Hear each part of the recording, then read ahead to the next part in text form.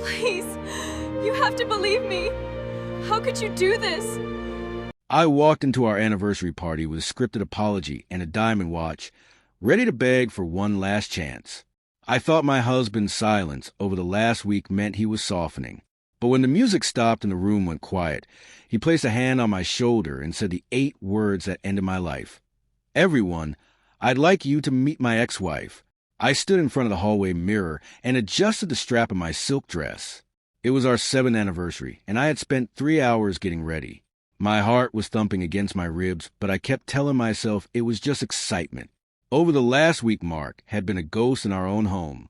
He barely spoke, and he slept on the small sofa in his office. I told myself he was just processing the news. I thought his silence was the sound of him deciding to stay. I had the apology ready in my head. I had practiced it until the words felt like they belonged to me. I was going to tell him that the affair was a moment of weakness, and that it didn't mean anything compared to our years together. I really believed that. I thought, because he hadn't packed a bag or shouted at me that the worst was over, we were going to walk into that party and show everyone we were solid. The gallery was filled with the smell of expensive lilies and the sound of soft jazz. Our friends were all there, and the champagne was flowing. I saw Mark across the room talking to his brother. He looked handsome in his charcoal suit, and for a second he caught my eye and gave a small nod. My stomach did a little flip of relief. That nod was everything to me. It was the green light.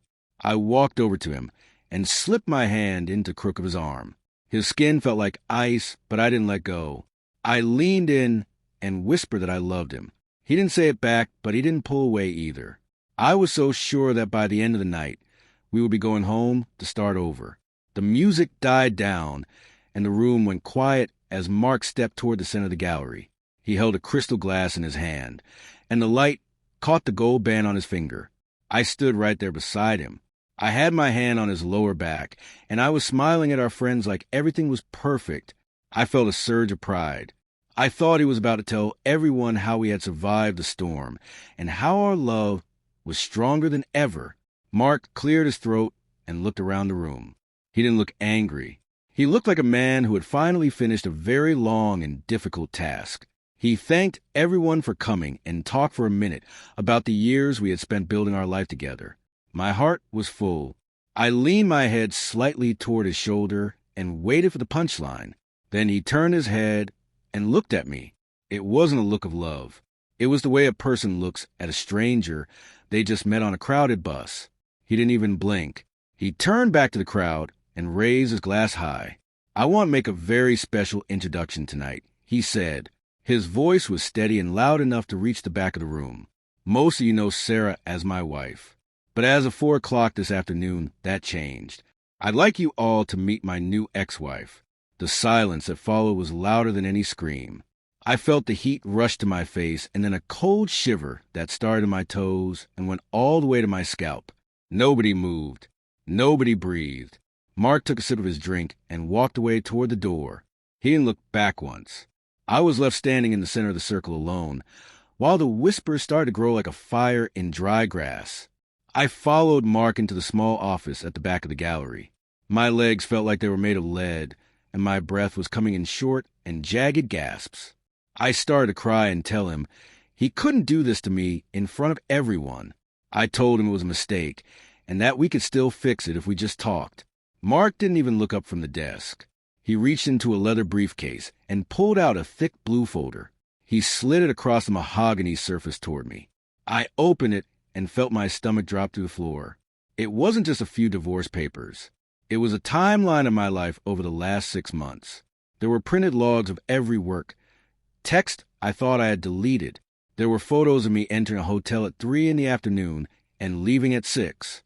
He even had the receipts for the jewelry I bought using our joint account. While I was at home practicing my apology, he was sitting in the dark with a private investigator. He wasn't being quiet because he was forgiving me. He was being quiet because he was building a cage for me, and I had walked right into it. I stood there with the folder in my shaking hands, and reality finally hit me. The air in the small office felt like it was disappearing. I tried to reach for Mark's hand, but he moved back like I was something stained. He told me that he had already been to the house while I was at the salon getting my hair done for the party. He hadn't just packed a suitcase. He had cleared out his entire life. The master bedroom was half empty now, and the guest room was bare. He told me he had already changed the codes on the security system, and the shared bank accounts were frozen. I started to babble about how we could go to counseling or take a trip to find ourselves again. Mark just looked at me with a tired kind of pity that hurt worse than his anger.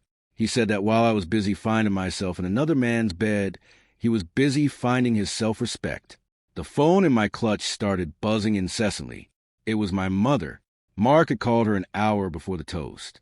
He had called my sister, too. He had stripped away the lies I had carefully curated for months in a single afternoon. I realized that the quiet week wasn't him softening. It was him giving me enough rope to hang myself in front of everyone we knew. I looked out the glass door of the office and saw our friends huddled in small groups. They weren't looking at me with sympathy. They were looking away because they didn't want to be associated with the wreckage. I was the person who had cheated and then walked into a party expecting a trophy for it. The house of cards hadn't just fallen. It had been incinerated. The following week felt like a slow-motion car crash that I couldn't look away from. Mark wasn't interested in being nice or even fair. He had hired a lawyer who looked at me like a bug under a microscope. I sat in a cold conference room while they laid out the infidelity clause from our prenuptial agreement. I had signed it years ago when we were young and in love, and I never thought it would be used against me. Now it meant I was walking away with almost nothing. The house and the lifestyle I had built my identity around were gone in a single afternoon. The social fallout was even worse. My phone was a graveyard of ignored messages. The friends who used to invite me to brunch and weekend getaways suddenly had no room for me in their lives. They had all been at the gallery, and they had seen the look on Mark's face. In our circle of friends, reputation was everything, and mine was at the bottom of the gutter. Then the hammer dropped at work. I thought my professional life was separate, but I was wrong. The man I had the affair with was my direct supervisor, and Mark had made sure the HR department received the same blue folder he gave me. By Tuesday morning, I was called into a private meeting and told that my presence was a liability to the company. They didn't fire me for the affair, but they made it clear that there was no future for me there. I spent my afternoons in a small one-bedroom apartment that smelled like stale paint and loneliness.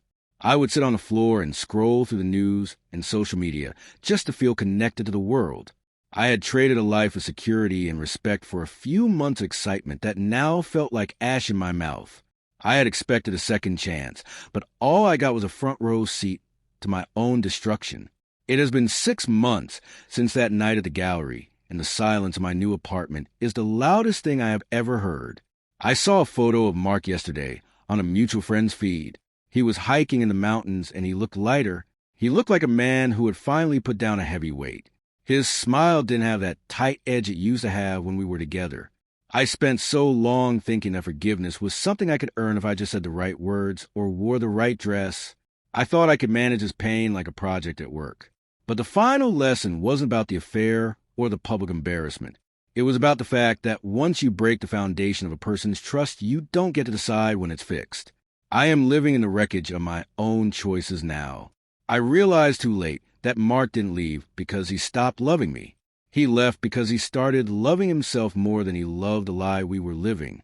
I thought I was the one in control, but in the end I was just a spectator watching my own life burn down to the ground.